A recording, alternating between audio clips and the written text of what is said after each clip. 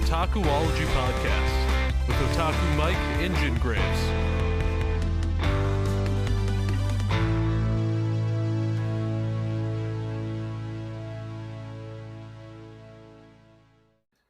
Hey guys, what's up? Back with another episode of the Otakuology podcast, one of the best podcasts in the world. With me, as always, my best friend, heterosexual life partner, That's right. Otaku Mike. Yeah, buddy. And we're going to talk about it's delicious, it's nutritious, delicious and dungeon. It's a little dark and damp. It is dark and damp. We might have gotten lost. Oh my god. No shit, right? Exactly. Especially with this other shit that's going on with us being in the fourth floor and the town moving. Oh, yes. Oh my gosh. We're still in the aftermath of the Red Dragon incidents. Yes. We have come back up from, I think, the 6th floor. Is it the 6th floor? I think so. Either that or it's like the underground of the 5th floor. Okay. But that's where the other orcs are at. Okay. Gotcha. Yeah. So we've had to go back up, and then we were trying to get out of the dungeon. But there is too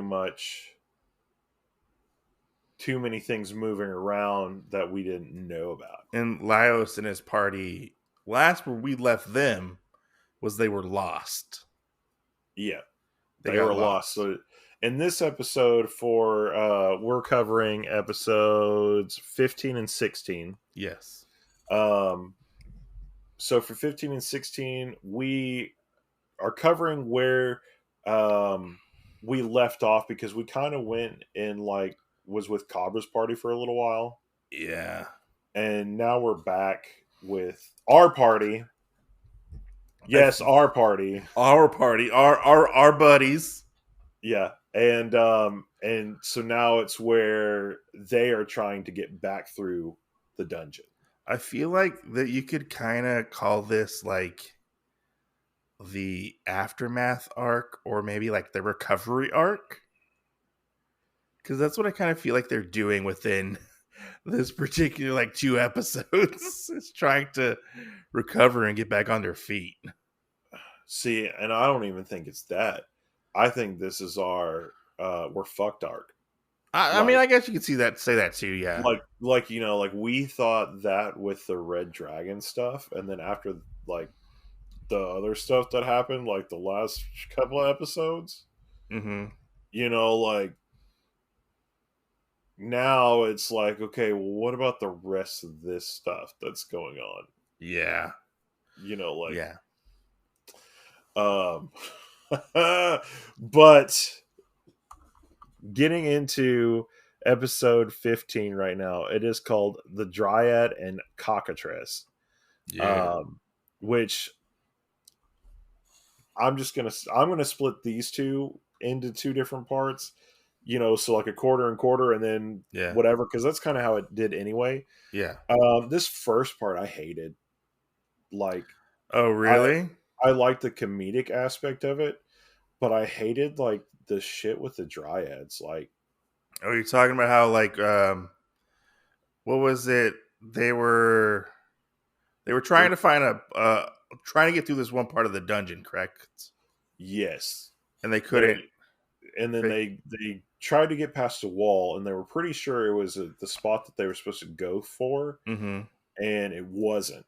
So then they turned around, and they ended up running into this little forest that was in here that had dryads in it. That's what it was, because they were kind of beat up and stuff still, and Senshi was upset that he couldn't give them a nutritious meal and stuff. Yes. And he was like, I'm gonna go kill and cook up the next thing I see. And Senshi, Chilchuck, and Laios left. I don't remember what happened to Marcille or why Marcille wasn't there.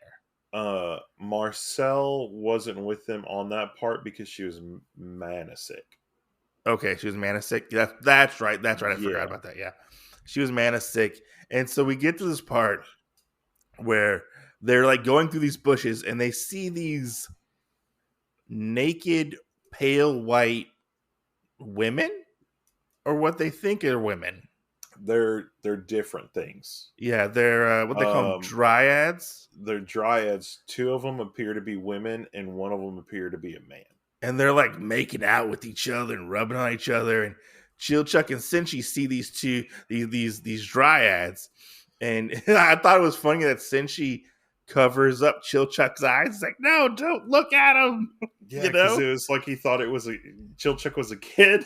Yeah, and I think Chilchuck's like he's like what, like in his like late 20s, maybe 30s, maybe, I don't know. Well, well, Chilchuck's I think like 113. Like he's older than Leos, Which like is like in years. weird because like I think several times throughout this anime he's told Senshi Chilchuck has to like stop like to referring to him as a child or acting like he's a child because he's not a child. Yeah. Which we'll Well, get to that later on when we in this episode.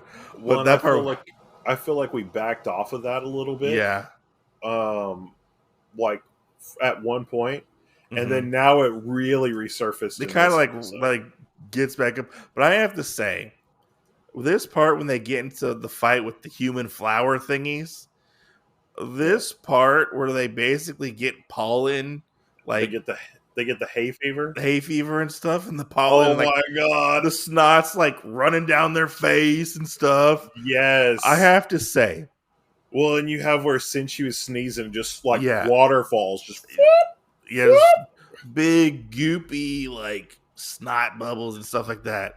I have to say, out of all the episodes we've watched so far, because it's that time of year, it's like in the summer, you know, getting close to summer.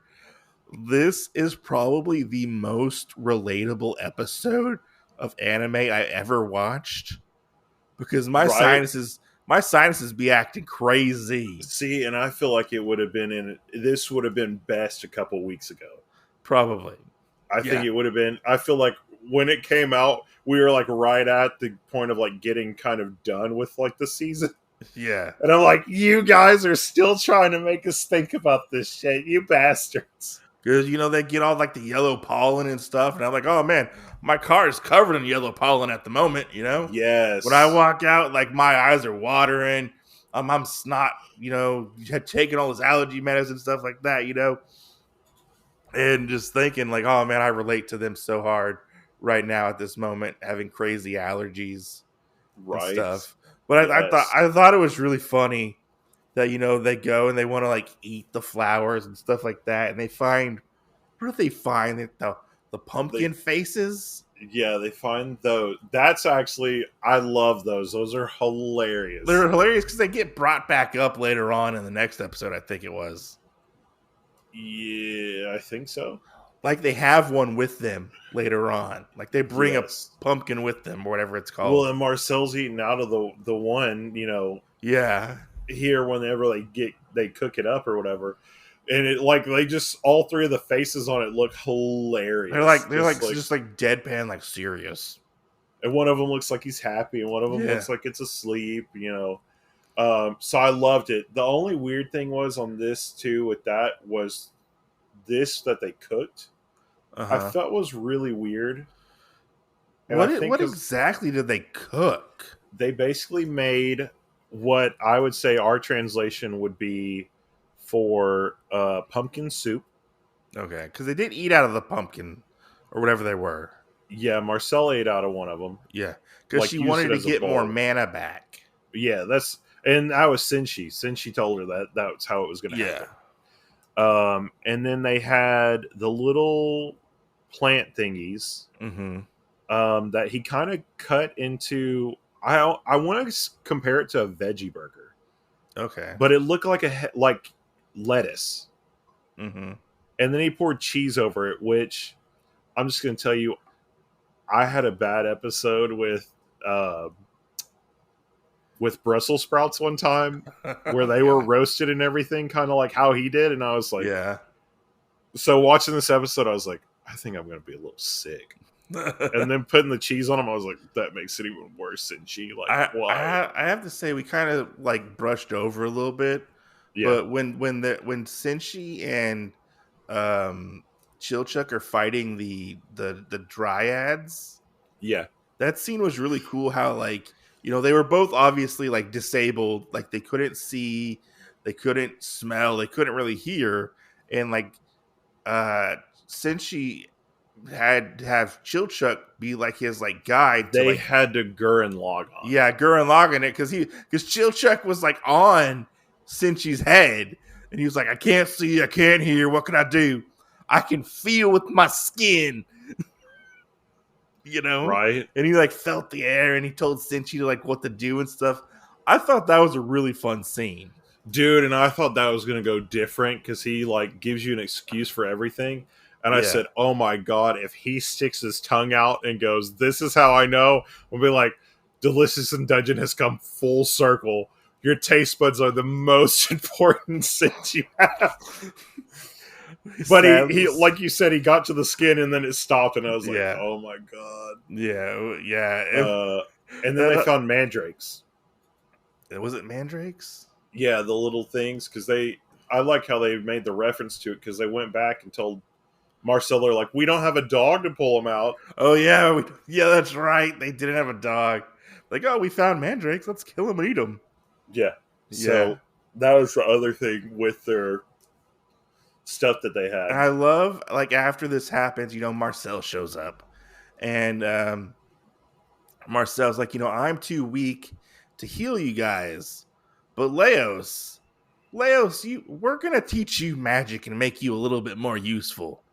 Normally, Right. normally you're the fighter, but we're gonna give you a little bit of healing magic and We'll, whatnot. we'll give you we're gonna give you a little extra. He Yeah, multi-class there. yeah, a little bit of multi-class, and I thought it was funny seeing him try to learn how to heal and stuff, and like Well, and then on the flip side, where since she's like, "Chilchuck, my boy, I gotta talk to you." I gotta talk to you. Yeah, so like at this point, Leos is getting like taught by Marcel, and uh since she's like, oh Chilchuck, you and I need to talk, because Chilchuck was like, oh, why did you cover my eyes, Senshi, and stuff like that. And he's like, well, you were telling me about your dad and stuff and whatnot, He and wasn't around. he wasn't around, and I feel like you and Did I should have a talk. Did you ever get like the Bruce? I got the total Bruce from Finding Nemo moment in this, where it was like, "I never knew my father."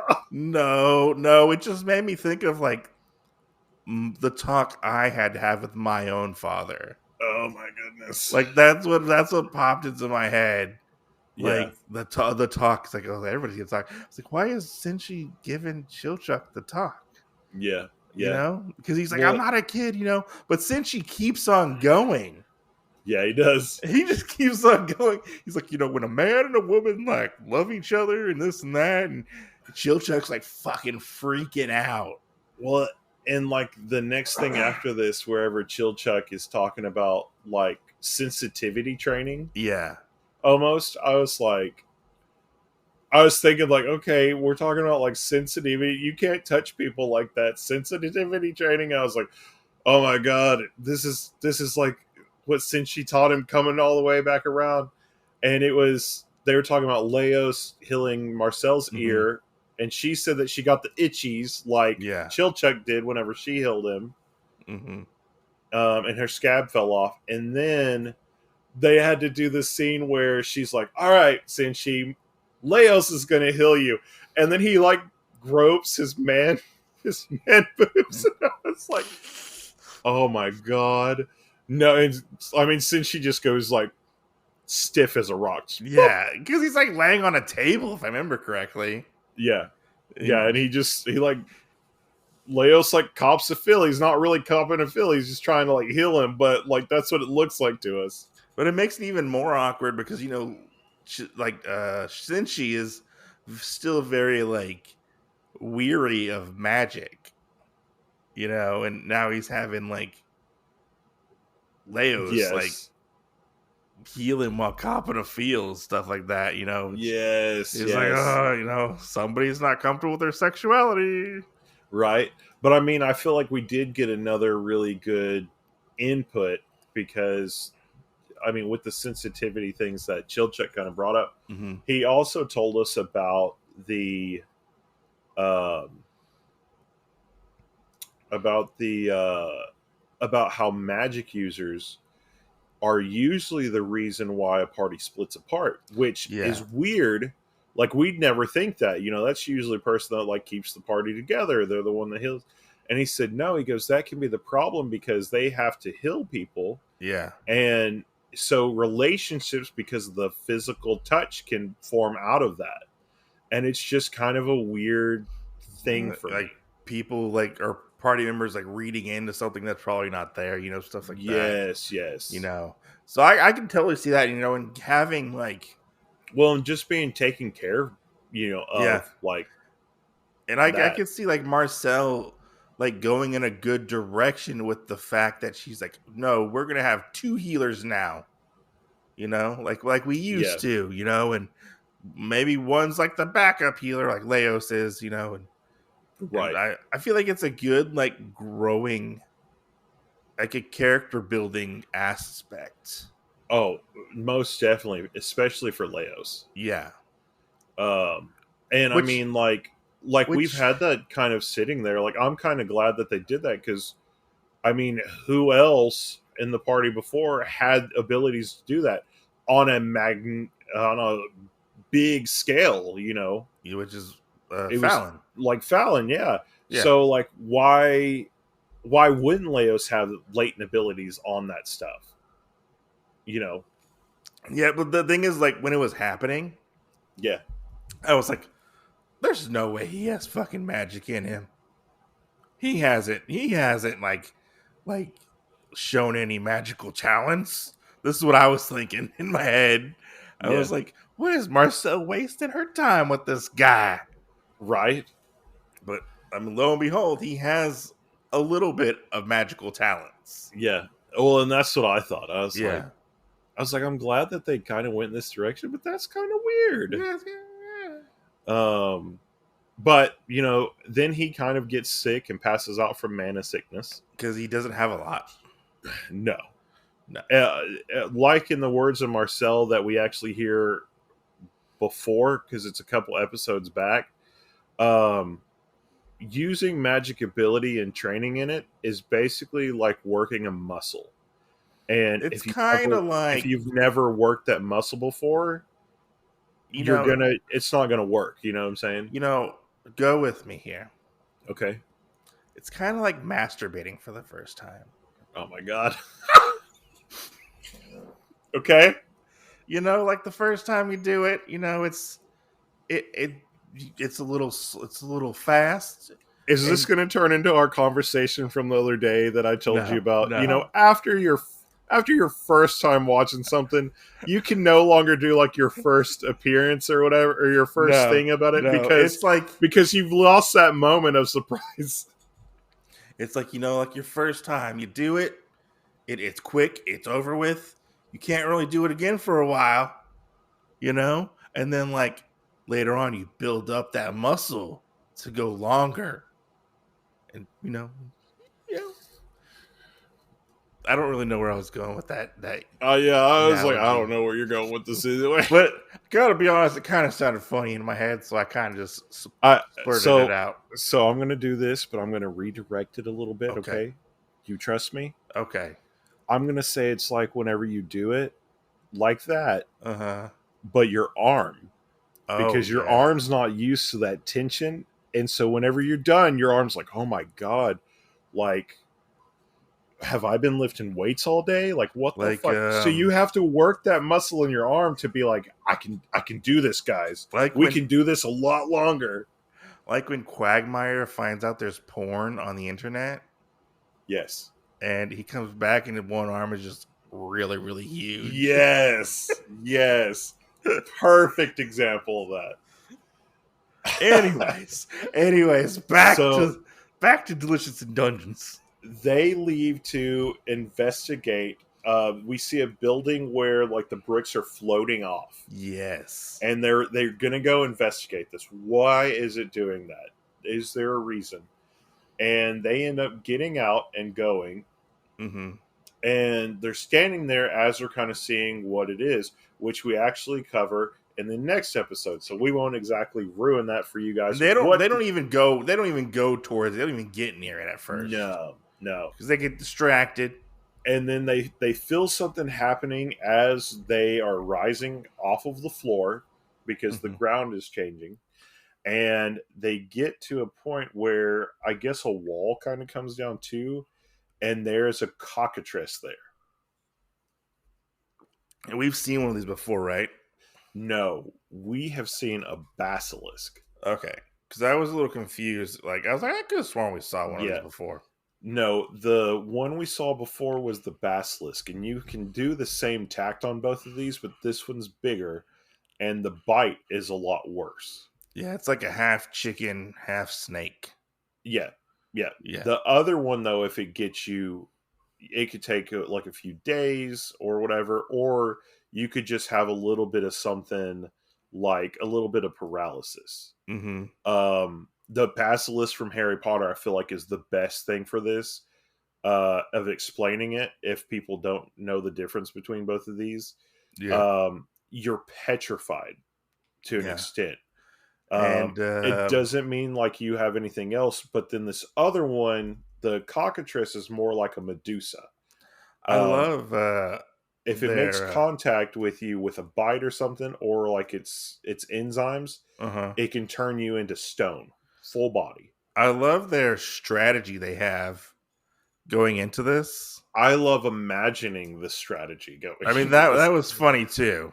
When Marcille goes to the other side of the wall and she's standing there and she's like, okay, I'm going to do this. How did Leos do this? And then we see her like trying to mimic it. And then like the cockatrice does the same thing as she does. Yes. And then we get the scene from like episode 2 when Leos did it, where he did the squaw, you know. Yeah. And then she just gets like bit on the head. And we find out that that's actually just a dream, you know? Yeah, she's like, if I do it this way, this is what's going to happen. But then she's like, I got to do it my own way. And she like kind of walks out in like a slow motion type of thing, pops out. And she does like this pose. She like does like, wah! And like does like an explosion. Yes. I feel like she was doing like a Sentai pose almost. Like, I feel like with her doing the explosion thing, we were totally getting into the point of, do you remember when we were both reading like Konosuba? I never read Konosuba. Oh, okay. Well, there's a girl named Megumin that all she trained in was explosive magic. I feel like all Marcille really does is explosive magic. Exactly. Exactly. That's why I feel that way. But all Megumin can do is one explosion a day. Isn't it like really big too? Yes. It is like, in D&D terms, like a 9th level spell. It is this huge spell, and that she can do like a nuclear bomb almost. You know, it reminds me of, I wonder if that's in reference to, so did you ever watch Slayers? Yeah, a little bit, yeah. So in Slayers, Lena Inverse, she does like, I forget it's called like Dragon Slayer or Dragon Flame or something. She does like this big like fireball attack. Yeah. And it's like basically almost the size of like Goku's spirit bomb. And she would just destroy things with that. And that's like one of the only real magic attacks that she had. Yeah. And that's what it reminds me of when you say that, you know. See, and when I thought about it, and I can't remember which fight it was. I thought about one of the characters that had Chu. It reminded me of Chu when he did the drunken aura ball. Mm-hmm. In Yu Hakusho. You know, because he starts out with that little ball and then he just keeps like putting energy into it. Yeah. And now it's this huge ball and he throws it. That's what it made me think about was Chu's little his big drunken ball thing that he like Mm-hmm. he can't control the energy on, so he just throws this huge ball. Like that's what I kind of thought that it was like. Mm, Um, yeah, but yeah, Marcel ends up getting bit on the arm. She does trick the cockatrice a little bit, she does. She but blows it up. right, Or she blows up uh, part of it. but as that happens, Senshi comes out to try and cut off the head of the Yeah. snake, and it is too shallow. And so Oh, yes. now the snake head goes for Marcel and gets her, and then we get this little comedic part that I love where Leo's is like, "All right, you have to do this," and uh, Marcel believes that it's like the cure, like you get in this Yeah. position and it's the And cure, and he goes, "No, it's the position for you to be the most secure if you're gonna get petrified." and she's like, And what? yeah, at the moment she freaks out, just turns straight to Like, stone. this is the worst position you can ever be in. Yes. So, and I think the party waits 3 days. It's Um, they no, it's actually 4 days. she comes back on the fourth day. Yeah, she comes back on the 4th day. Because I know she has a pot of water or like briny things for like meat or some kind of seed or whatever, some rice. I think it's the rest of the barley we had before. Yeah, and they cook up the cockatrice meat. Yeah, and they're trying to ferment or Yeah, because something. One of the things they put her in one of the pots to keep her like safe. Yeah, they put it in between her legs so she couldn't move. And so like they cook the stuff like under her. Yeah, and then Leos tries to heal, I guess, on and off for like those 3-4 days. Yeah, because at one point he ends up putting like cucumbers on her. That was Chilchuck. So Was Chilchuck, yeah, he went and found local herb that supposedly was going to help her out. Yeah, because supposedly, like you could just like kind of it would fix you eventually, kind of like the curse would wear off or whatever. And he said, like elves had like a high tolerance to magic and stuff, but like Marcel's a half elf. Yeah. So I wonder if it's more potent to her or whatever. I don't know. Well, and then we got, like Mr. Bestiary himself with Leos, where he says, for a tall man, it would take like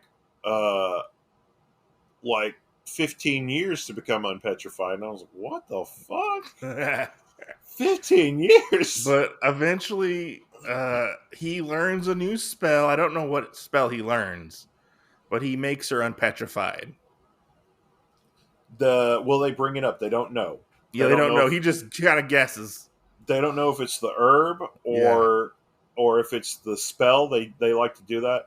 And then Senshi, I love his response. He goes, maybe since I was doing stuff with the cockatrice meat and we put it beside it, maybe it detoxified her by itself. Maybe it was my good cooking. And I was like, maybe. Who knows? Yeah, I mean, we never know. So maybe it was a team effort. Maybe it was all three. Yes. So I think that brings us to the end of episode 15, though. It does. Because it kind of ends. They end up eating and it ends. And I mean, I enjoyed this one except for that first part. I just don't feel like the dryads were a good fit for all the stuff that happened in that one. I enjoyed this one. Yeah. I felt like it was really interesting to taking Leos off the table in a sense. For the cockatrice? Well, kind of almost for this entire episode, he's kind of off the table. Oh, yeah, that's true, because he got the hay fever too. Yeah. And then we never saw him. Yeah. He pops up at like the end, like, guys, I can't see. Yeah, I can't see, Like he's off the table, which is really interesting. So it makes the other three like work even harder type of thing and like try and fill that role and survive and stuff. And like I have to say the core four work well together, Right? The core four work really well together. Like they're coming together, even though they have like their little differences, kind of. Like I thought this episode was like a lot of fun. Yeah. Way better than the last episode. the Cobbler episode, we don't need him anymore. Oh, I don't know. But We'll come back to that because you know my disdain for him from the last episode. it leads directly into the next episode where we find out, not Leos, Chilchuck has been doing he's like investigating and learning more part about this dungeon. Yes. If I remember correctly. Which Yes. I'm guessing he did that off screen. He's been watching the puzzle that is the dungeon. Yeah. Because I think he says, like, the statues don't move, cemeteries don't pop up where houses are. They all move in, like, a right motion, so, like, they'll move over to the next spot. Mm-hmm. If a wall comes up somewhere, then another wall has to go away somewhere else. Like, like, we get a bunch of this other stuff, and it's really good. Yeah. No, yeah. It's interesting to see, like, how much he's actually learned. Yes. And they end up finding this wall, which I'm guessing it was part of the wall that they saw earlier. Maybe. I'm not 100% sure. Because it's around the area where they fought the dragon. They finally, like, kind of get... It's the house that they stayed in. Is it? Okay. Because Yeah. they finally get their, like, bearings straight, and they're... Because if you hear Marcille and Leos's kind of back conversation, mm-hmm. they say that's where we ate the dragon meat. Yeah. So you do get that, and then you get where Chilchuck is trying to spare them from... I think he really thinks that Leos and Marcille are, like, really happy-go-lucky Fallon lovers, and they don't have, like, a good head on their shoulders for that. Like, they'll just rush into it because of her. Yeah. And I'm like, okay, well, we kind of rushed into it to get down here, but now that they know, like, the stuff with the Mad Mage, I'm pretty sure they're like, okay, we have to have a better head. Yeah, we have to have a better head on our shoulders. I can see that, kind of.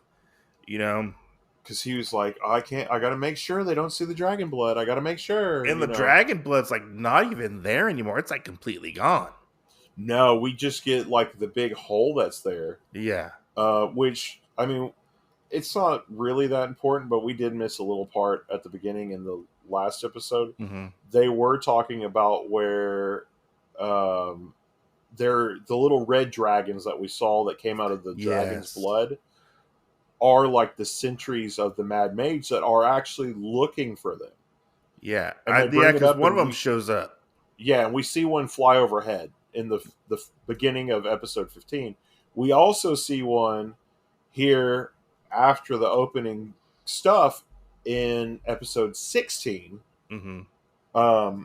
Which we had seen the stuff of where the building was moving, and nobody knows, but Marcille has this really good intuition that it's these things called the cleaners. Oh, yeah, you meet the cleaners. And so she grabs a hold of everybody and basically shoves them into the wall. This part was funny. Oh, I love this part. And so after the little blood dragon thing flies overhead, then they pop back out of the wall. Everybody's got goo on them. Yeah.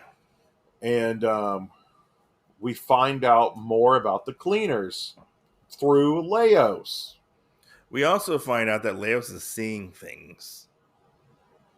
Or he's starting to see things. I think he's getting the latent, like we said, I think when he activated his powers, he's getting the latent abilities like we have already seen with Fallon whenever they were kids. Yeah, because he starts to see, like, this decayed guy, like, inside of a wall. Yeah, and they're talking about ghost magic. Yeah. Or something like that. And he's like, nobody else can see this, and he kind of freaks out. See, and that's one of the questions that I have is, could nobody else see it, or was it just in that split second that he saw it and then it backed away? Maybe, who knows? I wasn't really sure because nobody else mentioned it. Yeah, and he says that he is, like, doing that, But I mean, that's the other thing that made me really He question that, is also, because, Leos kind of like thinks that a lot. he also like still thinks he might be mana sick. That's true too, yeah.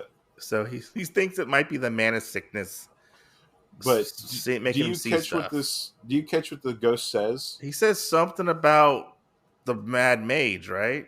Yeah, he says the eye of the mad mage is coming. Yeah. So he was letting them know that the dragon. So we know this is another thing added on to the last episode where Chilchuck had to go pick up their equipment Mm-hmm. when he had to go with the orc sister. Yeah. Um, The weird orc sister yeah, who's likes her brother a little too much. right. So I mean, Chilchuck's been to this area like 3 or 4 times now. Yeah. But whenever she tells him about the stuff, like when you see a ghost, like they're they're bound to show you like the right path because they don't travel hectic roads. Mm-hmm. And Yep. that kind of, I think with this one, that kind of puts a little more perspective, is that the mad mage is the hectic roads, because on some of this stuff, because of wanting to control all the creatures and have the place ready for the king and all this, and like almost trying to tell the ghost, hey, I'm going to control you in this instance, and we need to be prepared for this. But on that part, the ghost is who actually came out to help Leos. Yeah. So we get kind of, do the ghost really like the mad mage or anything? Because I think going into it, it felt like they were a team, or supposed to be a team. You know I what I'm saying? think so. I'm going to throw this out there. It's kind of like a theory I have. Okay. I'm curious if the ghosts are all the like previous people, like who were part of like the previous kingdom, who were like in the paintings and stuff like that. Is what I'm Uh, I can't fully say if they're people from the paintings that we saw. not from the paintings, but like they were like in that time period, like, and they're kind of still stuck here. Yeah. No, I mean, we do know that. We do know that the ghosts that we're seeing now were people from the original town. Yeah. So we do know that for sure. Because I think the orc sister brings it up. I think so, right? Somebody brought it up. Yeah. So I mean, you're not wrong in that. Yeah. But yeah. So we get in the wall. We get out of the wall after the thing happens, and then we see the cleaners. Which, what did you think on this part when Leos had the little cleaner thing running around on his finger? It looked like cum. Yeah, it did. But when it was moving around, It looked like semen. I totally thought he was going to do the thing where he was going to put it in his mouth and try it. And he never did. I was like, missed opportunity, guys. But you missed the opportunity. We get this other really, really funny scene where like Senshi goes and like he takes the stuff that they have, all the different stuff they had from the previous episode and whatnot, and he goes to make a meal and he uses like the bricks, like they're not fully hardened, as like bowls. Right. And he goes and Leos goes to eat it. He's like, oh, this is good. Oh, it's really good. And Senshi's like, hey, you can eat that bowl. It's edible. And Leos is like, what? Really? And he goes to eat it and he's like, all I taste is dirt. This is not good. Worst thing ever. Worst thing ever. And he continues to eat it. He continues the food. Does he? Yeah. But it's so funny. which leads into like another joke later on. So they're eating, they're recovering, trying to stay out of, from away from the mad mage and the monsters, and they get ambushed by some familiar faces, kind of. One's a big giant spider thingy, which was creepy as fuck. It was a Jiragumo. Was it? Yeah. So I don't remember any of their names. But we end up meeting again Shiro's party, because Shiro shows up and they Leos and his crew get ambushed by Shiro's potential harem. I'm not 100% sure because they seem. No, but rewatching this, I did get a joke where one of the people did say, uh, I think Chilchuck made the joke about if they were his harem. Yeah, yeah. And one of them really, really likes him because they want to wait on hand and foot, you know? See, and that's so weird to me because whenever we do the past thing where we were looking at stuff, Yeah, when he was a little boy, she's the same age, shape, yeah. whatever. Like she looks exactly the same.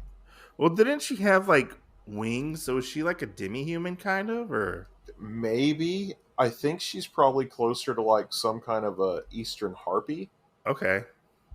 Um, I'm not 100% sure on that though. Well, these are like Shiro's, like, they're not concubines, but they're like servants, I guess you could say. Yeah, they're the family servants. Yeah, they look after the family, and one of them in particular, looks after Shiro. We meet Shiro again, and we meet the crew that Cabra is with as well, because Cabra shows up, and they're like, "Oh man, this is Leos. His people stole our stuff. They stole our jewelry, and like we gotta confront him." And Cabra's like, "No, let's not confront him at this moment. Let's just see how this plays out." And they kind of meet and stuff, and Leos is really happy to see Shiro. Yeah. He is really happy, and Shiro definitely is like a worse for wear. He's in a bad spot, like probably physically, mentally. You know, Oh, he has most for sure physically because you know what's happened he so hasn't far. isn't eaten How how long has it taken our party to get down here? a couple weeks. And they did it in like the course of a week, like Yeah, no stops. yeah. So So he has made up the time. Well, and it may have been longer than that because he had to sell back to his island to get oh all of yeah, the people to come here and then sell back again. you're right. I forgot about that. So I mean, like, and then it's just been nonstop. So they could have been doing this for like 3 days, like nonstop or And he something. hasn't like eaten anything. He just keeps pushing forward. Like we saw in the Which last episode or I the will previous say, episode. I will say, I don't know. I feel like the voice actor listened to our show from last time because Shiro's voice wasn't so fucking deep this time. I Okay. think I think it was because he probably had more to play with other than just two lines. Well, and it probably wasn't the first time. He probably got to actually get a grasp on how he wanted to play Yeah, yeah, probably. because the But last time was so deep. I love when Shiro and Leos meet up again, and he's like, "Oh, here's Marcille, here's Chilchuck. This is our new guy, Senshi. He's really cool, you know." And Yes. and then he's like, "Yeah, we've been like, going through the dungeon, trying to find Fallon." We He's like, four "Oh, got down here. yeah, And then they go, we beat the red dragon. we beat the red dragon." And I love the scene where like he's telling him all this stuff, and Shiro's like, "Leos, did I see you eating a block of like a brick?" Right, And yeah. he's like, "Yeah, we were. Well, we had to give up all of our money and our food and stuff, and we've been just living off of monsters down here." And like seeing like Shiro's face, he's like, "What? Really? Like you're eating monsters? Like Yeah. what? Like you?" So I'm gonna pause you on that Uh for a huh. second and we can come back to it because Okay. I have some gripes that are based out of that area Okay. here in a second. But we also have where the other party came. Cobber got to meet Leos, Yeah. and we have where Rin brings up and actually talks to him about, are we not going to get him, Cabra? Yeah. The stuff. Yeah. The treasure. They stole our stuff, and he goes, no, he doesn't have any like ill will or ill intent upon seeing them Yeah. on his face. So he goes, I don't think it was them, Yeah. you know, and that's one thing I feel a little weird about, is because they know that these other people were shady because Cobra killed them off, threw them in the water. Yeah. And Why didn't he pick up on that? Like it wasn't. yeah, why didn't he think like that? Those could have been the people that did it, you know? It's funny. Like Leos doesn't recognize Cobra at all, and he's seen him twice so far. One, two. Yeah. Yeah, I was thinking there was a third time in there. Yeah, no, he's seen him twice. Like I know They he was like saved him twice. he saved it twice. Yeah, but he doesn't like register the fact that he's like seen this guy twice, Yeah. which is funny to see, and how Cobra takes it like that. They've been eating monsters. He's like, oh yeah, that's kind of cool, but in reality, he's like, oh, these guys are weird. So Leos breaks off and takes basically Cobra and Shuro to go talk while they're going to prepare a meal. Mizuru is the main one. I can't remember the other one. I remember the big girl because you like her. I do like my big girls. The big one is Tabi, but I She's can't an remember. Oni, right? She's an Oni. Yeah, or an ogre, I think. An ogre or something, right? But I can't remember the other three. I can't remember their names. I don't remember what their names are at all. Because I know one of them's really short, and then one of them is really long. Like, it's a mouthful to say. And then, and isn't one of them like a cat? Yeah, the one that's going to join our party later is going to be the cat one. Yeah. And then we have a big important scene. They're going to split up the party because they go, we don't want to be seen together because of that. And then Mizuru goes, hey guys, can you put up like a protective barrier between the three of you smart magic users? Yeah. She kind of takes over and she starts talking about how, she's Shiro's like guardian or protector. She looks after him, and starts giving us like the Shiro backstory and how he's like from like a rich family and stuff like that. He begged them when he came back to help come back. So this is where I want to jump in now on. And you've kind of already touched on it a couple times. Yeah. But where he's like, Shiro asks how they got down here so fast. And he goes, oh, because we've been eating monsters and stuff. Yeah. And Cobra like has the whole thing where he's like, oh, do tell, what was the weirdest thing you've eaten? And he really like plays on Leos's like fun-loving side of that shit. Mm-hmm. And then when he turns around and he goes, yeah, we can talk about it anytime. And he turns around and he goes, yeah, like that's disgusting or whatever. Like, yeah, I was sitting there. I was like, Cobra, this is like another fucking reason. Like, nobody fucking likes you. Okay? Nobody likes you, Cobra. Nobody Get out of fucking here. likes you. And I really want to see, because I feel like if Cobra got put in an instant in a weird position, I feel like Cobra would stab everybody in these parties back. I don't know, maybe because of the character he is.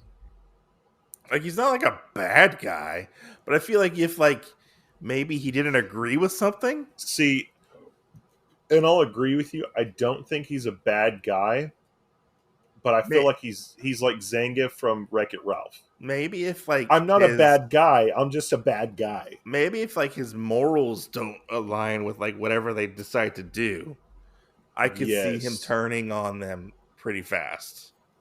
Yeah, because I feel like he's not, in D&D terms, I feel like he's not like chaotic neutral, or I don't think he's chaotic at all. He's very orderly, but I feel like he's on that side, like his order is what's going to cause something to happen. I feel like he shouldn't be in the show. I'd agree with that. I mean, and that's the weird part. Like, he's fine in the manga, I feel like. Yeah. In the show, like, I can't stand this motherfucker. Like, I hate this character. I hate all of his little mannerisms. I hate where he acts like he's going to be people personally, and he's going to be, oh, yeah, da-da. And then he fucking turns around, and you get, like, that two-faced side to him where he's like, I really don't fucking care. Maybe it's like just a weird like way they translated it from the manga to the anime. I don't Maybe you just read it differently in the manga. that could be, You or know, they translated it from the manga weird, or or yeah, maybe you. because in the manga he seems almost exactly like a Leos, Yeah, like they almost seem like twin flames in that sense. Like they look different, but they're basically the same character. yeah, yeah. And then in the anime, it's like they started out feeling that way, but Mhm. they're totally different upon like all the Yeah, yeah. little things here and there. No, I agree. Totally I different. agree with that. They're totally different. Yeah. So I felt like Cabra was almost like a diet Leos. see, and I can't even say that now after having this episode. Yeah. I feel like Cabra, and this is why I say at some point he could stab everybody in the back. I Yeah. feel like to a T, everything is the opposite of Leos. Cabra has dark skin. Cabra has dark hair. Leos has blonde hair. He's got lighter skin, brown eyes. Cabra has blue eyes. They both are Um, like fighters. they're both kind of like the fighter types, Yeah. Um, I mean, Leos is more like a heavy fighter because he wears more armor. They're both kind of like the leads of their Um, parties. but like even in the flashback that he talks about them, like whenever somebody was going to manipulate them, like Leos leaned into it because he wants to think about the goodness of people and helping people and everything. And Yeah. Cabra, and in the behind the scenes, like, and like I said, we haven't seen it with his party yet, but Cabra is always almost kind of like, how can I stab you in the back? And like the humility in both of them. Cabra's like, Mhm. I deserve to be the master of the dungeon, and Leos is just like, like if that's the option and I have to do it, like I'll take it. But like Yeah, I don't yeah. really. I just want to enjoy eating monsters, like. Yeah, I just want to eat monsters and get my sister back. So on both sides of the spectrum of this, like they're complete opposites when you really look at it. And I feel like Cabra, in a sense, has almost been like a red herring for us from the beginning. Yeah. We'll have to wait and see. Yeah. Most definitely. So But we get to like the big part of this episode, I feel like. Well, we hop back to them making the lunch. Yeah. Or whatever, which I want to point this out real quick on that. You know how we get the little thing where they show the food and they put the little stickers on it, like, and this like, is what it is. Yes. I don't know. I don't know if in this episode how fucking cheated I felt in the second half, because all of it's normal fucking food. I was like, oh, rice balls and some soup and some other stuff. I feel like it was Senshi, where the fuck is some, this? Like, you could have thrown that in there, and it never does. And it's like, yes, like a dud. I feel like Senshi was so upset. Like, I don't know, because he was excited about it the whole time. Like, I don't know. Deep down, I feel like he was disappointed in their meal choice. Probably. Deep down, I feel like that's what they've been eating good. Now they're eating like Golden Corral. I don't know. I could see that. Yeah. I could see that, yeah. Like it looks like it could be like the best and it's not. Yeah. I can see that. Yeah.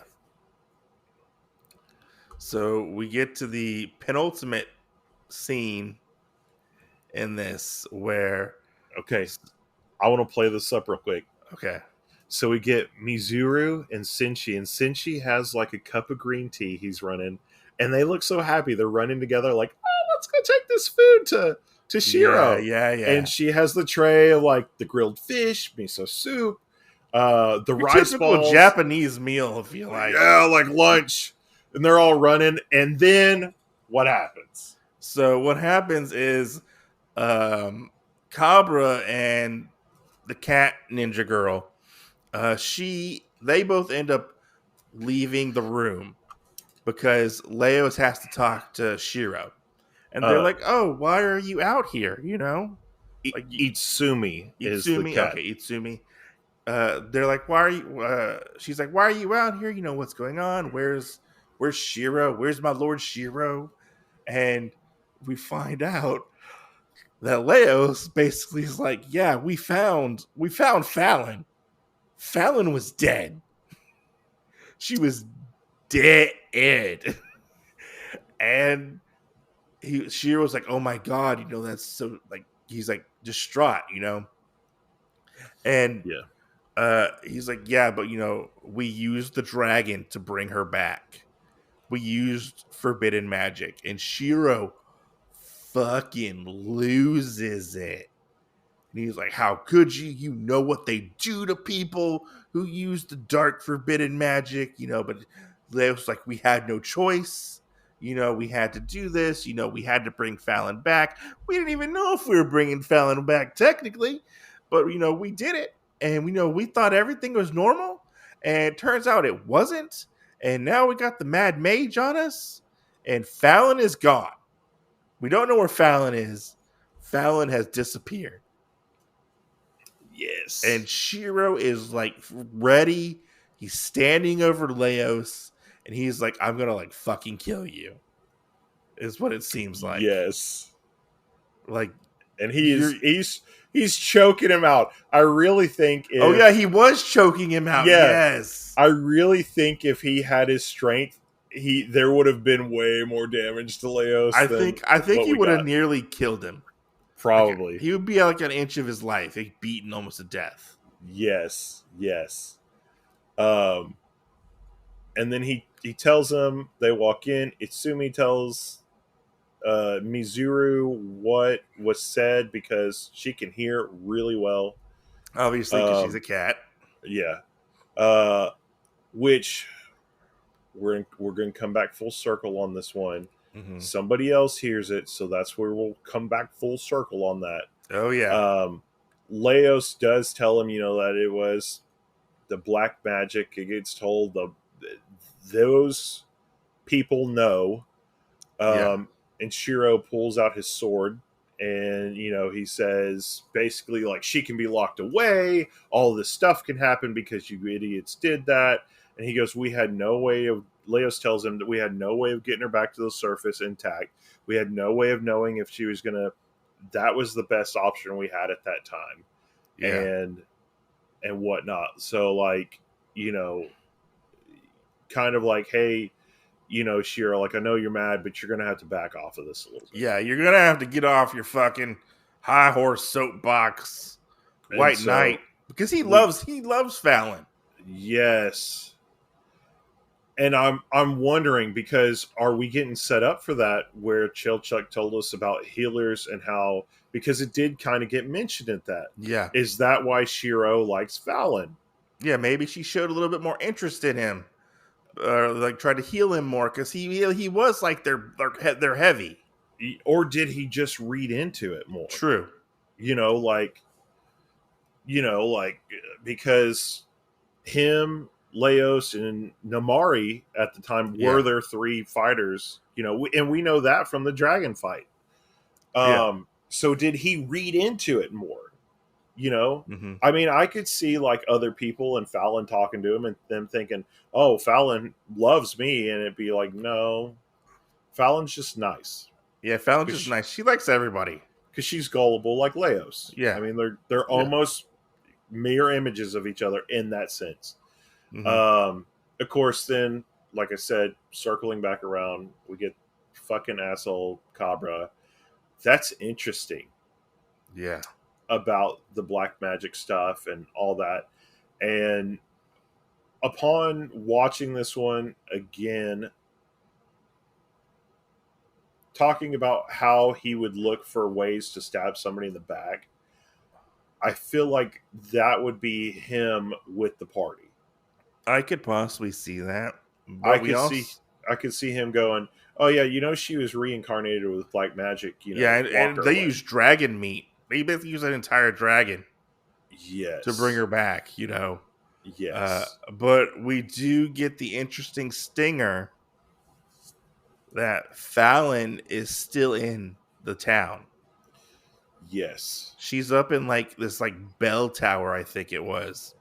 Yes. And there is something else that is attached to her, It's like, which gave me Nina Tucker vibes. oh my god, yes. Because she like it's like half of her body, and then it's like this weird chimera thing going on. She's got going on. I think she even had like maybe like dragon arms, if I remember correctly. Yeah, I think she's like a big chicken. So, yeah, and she's looking for somebody in particular. She's looking for the king, or Yes. the person who was king, because they died. Yes.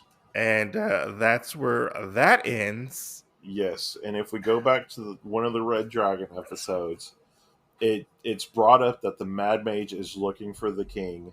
Yeah. And basically, we don't know if Fallon is actually Fallon, if she basically has her mind wiped, if she's really in there, if she's not, and if this being is just basically what the Red Dragon was supposed to be looking for the king.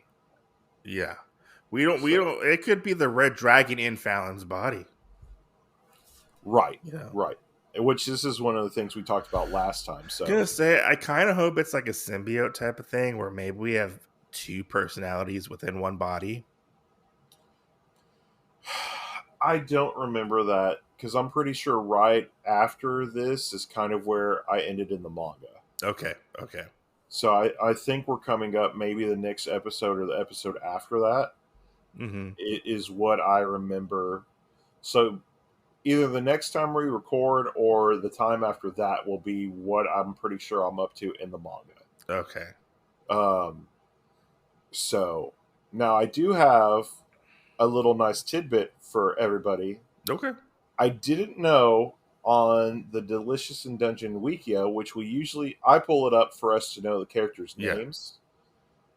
I did know that they also had a tracker with all the stuff on it. So our next episode is actually called Harpy and Chimera. That's episode 17. The next one coming out this week. Yeah, coming out tomorrow. Yeah. Yeah. Yeah. This episode, man, it was good. I liked it. I thought it was kind of a little generic towards the beginning when when we get like all the parties and all this and that, and we might have a misunderstanding, or disagreement, stuff like that. Where it really, really got me, because I was like, fuck Cabra, fuck his party, he can get out of here. These new Shiro characters are kind of interesting a little bit. I would like to see more of them. Oh yeah, I was gonna look that up real quick. But so Tabi is the ogre. Of course, we know who Shiro is. Nizuru is the winged lady, the one that made the food with Senshi. Yeah. We have Itsumi, which is our cat person that will join the party at some point. Mm-hmm. And then the other two that she told to prepare the rice together, and I don't know which one is which, is Heen and Benichidori. Okay. That's the one with the really long name. I'm like, oh man. But I have to say, like, it's really getting me interesting to see, like, what's going to happen next. Because we do get, like, that carrot dangled in front of us, I feel like. Yes. With, like, the wrinkle of Shiro showing up. What's he going to do, Now you're saying what Cabra might do, and, like, really, like, is Fallon still Fallon is a big question that we have unanswered. Right. Well, and I mean, we got all these new questions from this episode, right? Yeah. But what about our old questions we still have? When are the fucking elves coming? Oh, yeah. Yeah. At some point, Namari has to come back. Why are we looking for the king? You know? Yes. Yes. Yeah. So I mean, we have so many questions. I have to say, sorry to interrupt you. I have to say, I think if I don't, maybe like one or two more people show up and join the party, but I have to say, we got to dwindle down this party because this party right now is kind of big. I feel Right. like. No, and I think it's going to break up here in a second because Yeah. I'm pretty sure the only person we actually get new to the party is going to be Itsumi, and I don't. Okay.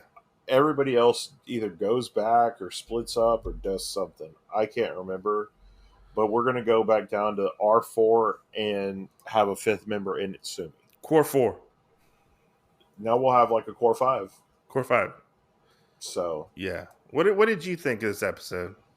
I like this one a lot. I mean, I liked all the little things we did find out, like the cleaners, and I think that those will be a relevant thing for this as well. Mm-hmm. Um, how stuff's going to happen with that. Of course, like if something happens and all the cleaners die, like they said, like the whole town can fall apart Yeah. or the whole dungeon. So um, who knows? Um, yeah, I mean, we just got a lot more players, like you said. Like I feel like we're oversaturated in people right now. I mean, I feel like we're oversaturated, but I feel like they could put in like kinks in the story, make things a little bit interesting, kind of. Yeah. Because we're still like in the dungeon. Yeah. Like we haven't left the dungeon, and like what's the end game to this? What's gonna happen? What's our driving force is Fallon at this moment. Yes.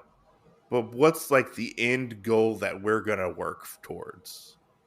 Type of thing. Yes. Because obviously something's bigger than what our party thinks it is at this moment. Right. Well, and what's going to happen to make us stop again? Because Yeah. like the end of episode, we're on 18, 16, 17? 16. We're on 16 and 15.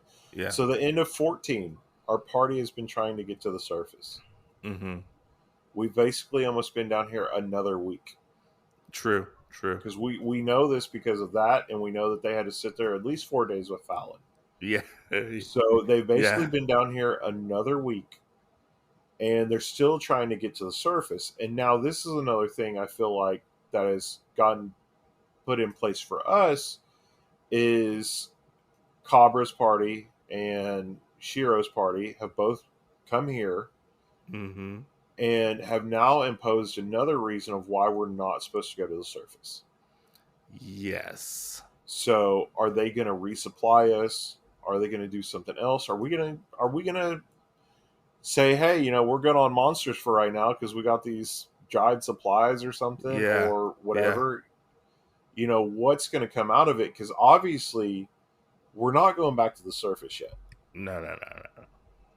So, that's something else. And as far as we know, like nobody that I know of has ever been in the dungeon quite as long as this. I mean, they've kind of been in the dungeon for like what, almost a month? I think they've been in the dungeon for a month. Or maybe a little bit over a month? Yeah. Because normally everybody has to go back and resupply, like you said. Right. Well, and if we think about it, Cabra's party's been back once. Twice. No, they were going to, remember? Oh, they were, yeah. They decided not to, and then they found Shiro's party. That's why Then they died. Yeah, then they died. But they did go back and resupply after the ghost thing got them, or the treasure money stuff, the treasure bugs, right? I think they just got revived. I don't actually think they like went back up to the surface. I think they went back up to resupply. Okay, but they weren't that far down anyway. No. They were like what, on like the second floor or something. Yes. I don't know, And it's kind of hard. It's kind of hard to keep track of like what floor they're on, that's true too. unless they tell us. I have no idea what floor they're on. One, I think they call them floors, but they're areas. Yeah, because they're big floors. They're huge. Yeah, because like floor one, I think is just dirt. Floor two is like the stairwell that kind of spirals down. Yeah, Um, Floor three is the water place. Floor four is the town, and floor five, we're not sure if it even is a floor five. yeah. So um, yeah, man. I mean, there's a lot. There's a lot, and I feel like we're gonna need questions answered. I feel like, Questions answered. yeah. Yes. But yeah, I mean, I enjoyed it. Looking forward to more. I mean, I say that I enjoyed the other like 15 we watched. Yeah. But I mean, it keeps bringing me back Yeah. to where like, yeah, like I'll watch more. I'll watch more. Like, oh, I'm more invested in it, kind of thing. Like I'm interested to see like what comes next. What kind of little character development nuggets we'll get. Yeah. In this. Yeah. It was seeing. I feel like it's a roller coaster in that sense because you might get like a spot that's kind of like you level out and you're like, oh, I maybe I could get off at this point. You know what I'm Yeah. saying? And then it like we go over another hump and you're like, oh, I think I'll stick around for a little while longer. So, what would you rate both of these though? Um, what would I rate it? Yeah, out of five. I don't know because I really like that ending for the last episode. Yeah, Um, like it got pretty intense. yeah. Um, so go with me on this. You fucking bastard! I know what you're gonna say. I get you a want me? You want me to guess? what? 4.5. I get a 4.5 out of 5. Yeah, you were gonna say that shit.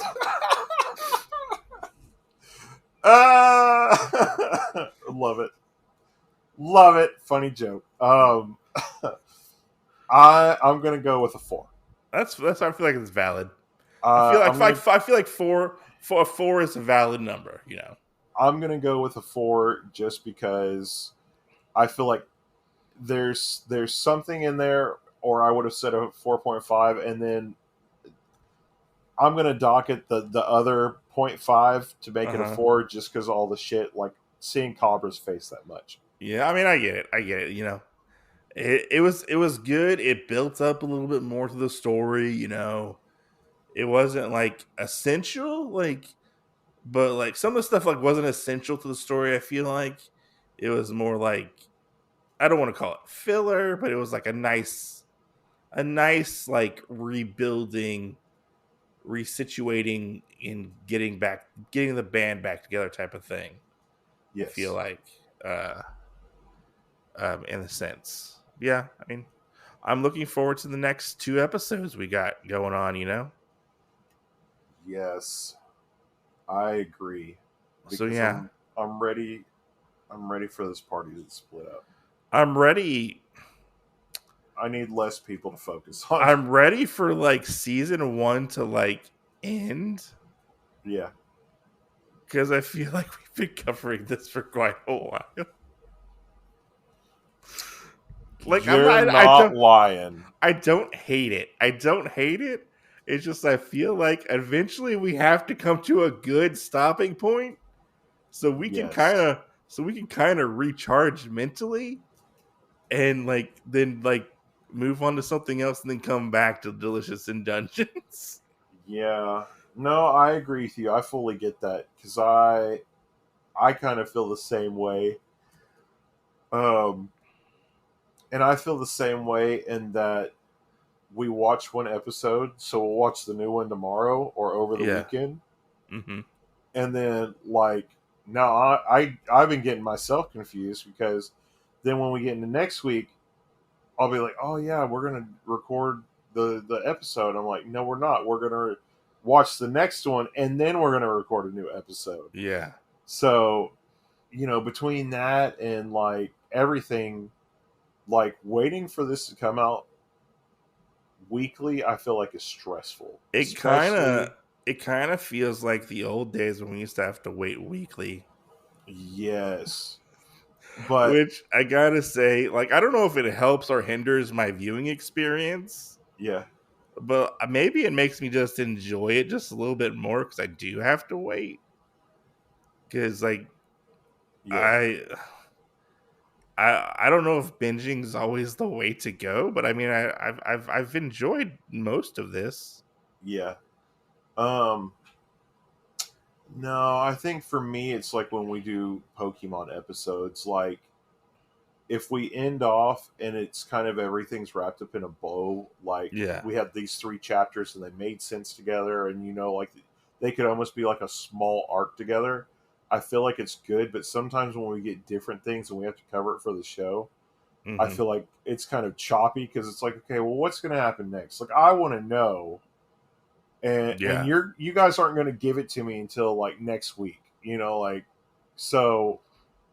I feel like if we got everything kind of in those bite-sized chunks or mouthfuls, that it would seem better in that instant versus waiting and like some of our episodes having to like cross back over into the old ones, Yeah. So. Yeah, but I mean, I'm looking forward to like checking out the rest of it because I heard it was 2 cores. Whatever 2 cores means, I have no idea. So I have no idea. I don't know if that's 2 seasons, if that's like 25 and like 25. Is it gonna make 50? I have no idea. Because I saw that the other day, like they were like, "Oh, it's gonna be 2 cores," and I'm like, "What's 2 cores?" Like I remember hearing that before, but I was like, I'm just out of touch with like the seasons of anime seasons and whatnot. I don't remember the terminology off the top of my head. Well, and I feel like 2 cores are what you would think should be 2 seasons, and it's not. Maybe it's 2 seasons of like it's whenever they're like, we're gonna be lazy and we're gonna say this is all one season, but it's technically separate seasons. You know what I'm saying? Yeah. Because like if it's one season, I feel like your opener, your ender are what tell you that. I could have felt like we could have ended it when like Fallon like left, like was taken away. Oh, we could have ended it before that. Like give us the cliffhanger of like thinking like, oh my god, Fallon, Fallon's dead. They saved Fallon. Like we saved Fallon, and everybody goes, oh, they're gonna make it back to the surface. No problems, stuff like that. And then, wait a little while, and then hit us like, oh no, Fallon got taken. You're like, what? Yeah. Because, like I said, I fully agree with you. We have been keeping up such a pace with it that I felt like when Fallon got taken, we're like, oh yeah, we got here, we tried to save her, shit happened. Okay, let's, all right, guys, get back on the boat. We gotta go back over here and try and save Fallon again. Okay, we didn't really have like that mourning period, I would say. Yeah, we didn't have that time to process, I feel like. Or the celebration period. Yeah, like, oh yeah, we got her. We got her back. Like I said, if we did that, I felt like we would have ended on a strong note at the end of what would be a season 1. We're like, oh my god, we got Fallon! Yeah, well, I can't wait for season 2 to come out. We're gonna adventure. We're gonna get back to the surface, and then just hit us with the oh yeah, Fallon got taken, Nina Tuckered and everything, and then oh yeah, now she's the villain. What? But I feel like they could have ended it where like Leos had like the dead body in his hands with the first season.